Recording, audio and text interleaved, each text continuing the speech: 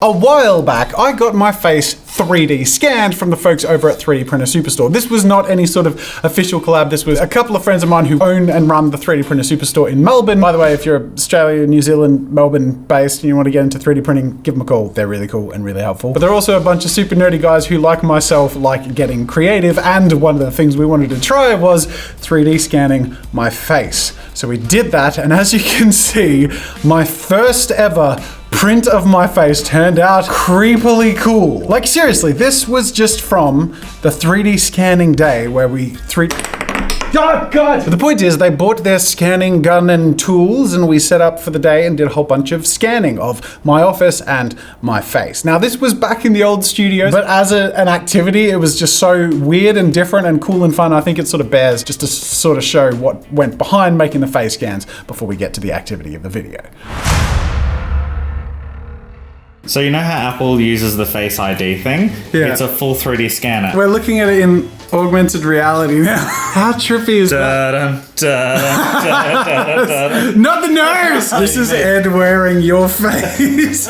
Oh my God. I want a print of my face and I want to paint my face and wear my face. And so we spent quite a lot of time scanning my face. Now normally it wouldn't be so complicated, but there were a couple of things getting in the way. The first was when I realized that I actually had my Vive virtual reality base stations on. This was a problem because the base stations for the HTC Vive pump the room and fill it with infrared light, and it so happens that the scanning machine thing scans the objects in my face with infrared light. So, surprise, surprise, that was causing some issues. When we figured that out and we also dimmed the lights of the room and generally just sort of got a better focus, we did get some usable scans, which was really cool. There was another problem though, in that my face, when it was in obnoxious mode, was really hard to scan. For a number of reasons. It was really hard to hold that expression. Such extravagance. My face is like so sore from like the...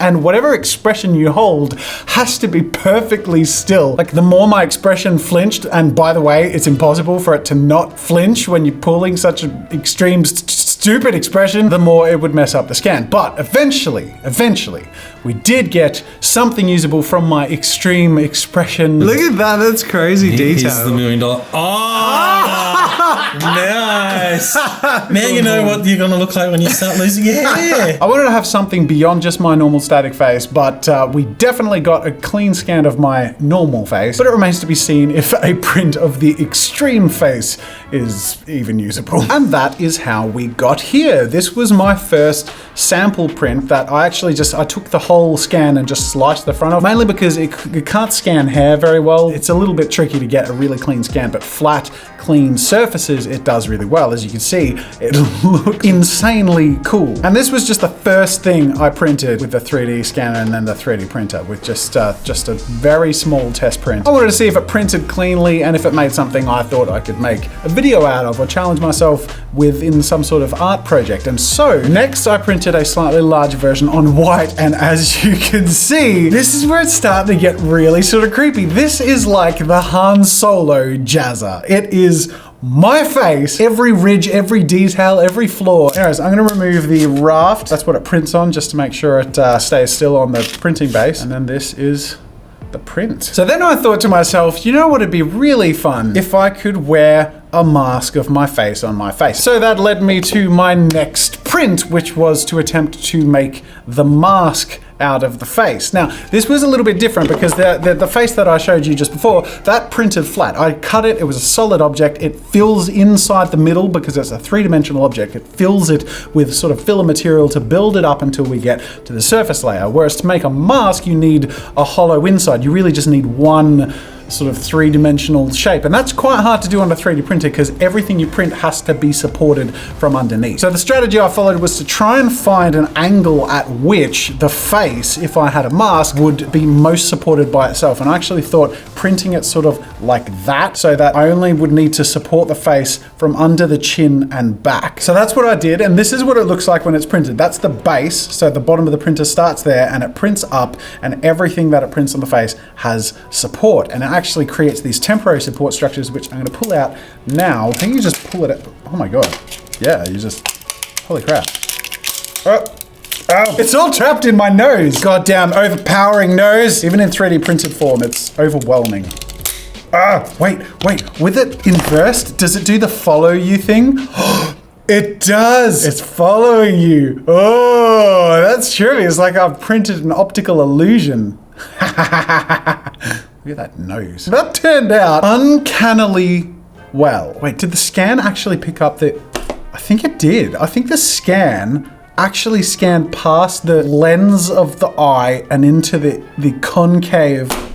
This is blowing my mind. So there it is. This is my mask. Now this is still a sample print because this is, as you can see, it's very small, but I wanted to see if it would print properly like that, which it seems to have. There are quite a little lines, so if I printed a full-size thing, I'd have to clean it up a bit. But this is really what I wanted to test and see if it works, because my next thought was that if I had a 1-to-1 scale print of my face that was exactly like my face, I wonder how realistic I could make it look. You can paint your 3D prints. In fact, let me go get a few to show you. This is my Hulk 3D print. So those of you who haven't seen this video, you can check that out with the link in the card and in the description. This was my first ever major 3D print, but also my first ever big 3D printed painting session. And as you can tell, it turned out pretty cool. It's quite effective to paint your 3D prints. And then later on, by the way, this is a not family friendly warning. This is a bit of a grotesque print and paint. It's a bit gross, you've been warned. And this is one I sculpted of a zombie hand and painted as well. And I really love the way it turned out. It's a bit gross, but I love zombie stuff. So once again, you can check out this video in the card and in the description. But the point is, you can paint your 3D prints and they end up looking like anything but a 3D print. They look like just a sculpture. It's really cool. Is that? How long was that in my hair? Did I just have a piece of 3D print in my hair for like half of that? Yep, I did. Okay, cool. Let's get started.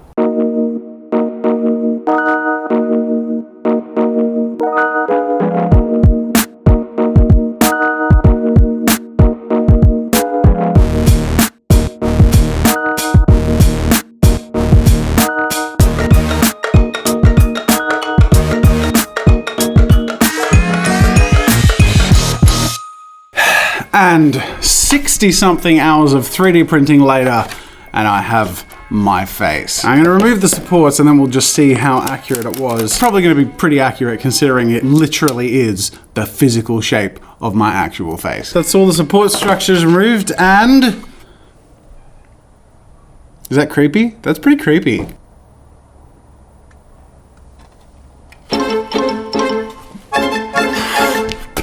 It doesn't stay on.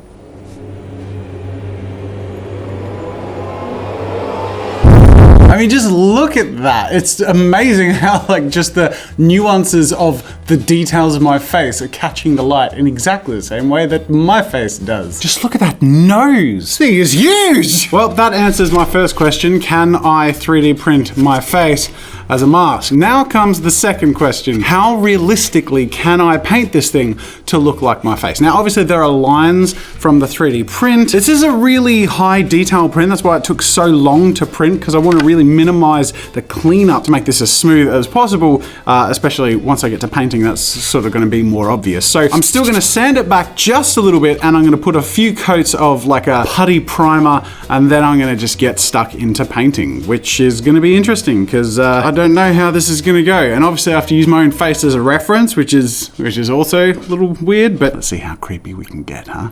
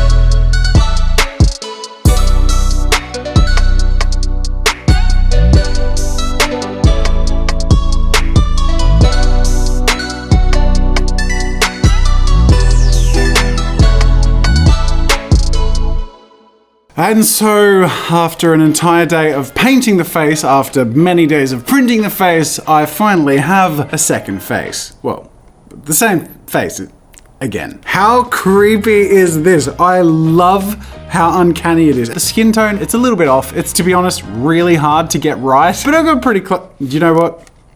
I'll let you be the judge. Oh boy. Oh my god, that's horrifying. How is it that my expression doesn't change when I'm laughing?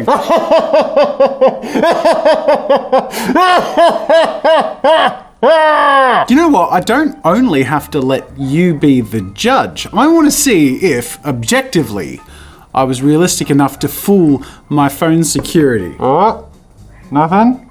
Come on, come on. Oh, no dice. Let's see if I can unlock my iPad. Okay, do it. Well, there you go. I don't think I could possibly put my mobile device's security up to a more scrutinous test.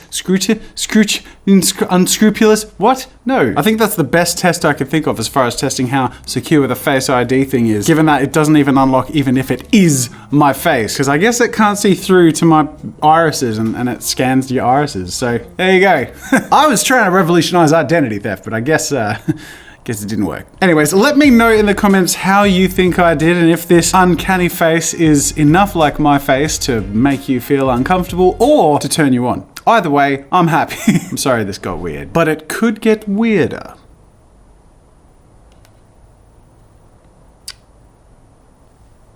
God, I can't do it. I had a lot of fun with this stupid project, but I think the most important thing that I've learned is that scanning and printing and painting something is something I can do in the future. So maybe I'll do an epic sculpture or something like that. Let me know what you think I should try out with this new fandangled technology. But I have to say the most useful use of this technology in the future may be that I could retire early and just get someone else to sit in my place and host the channel with my face on their face.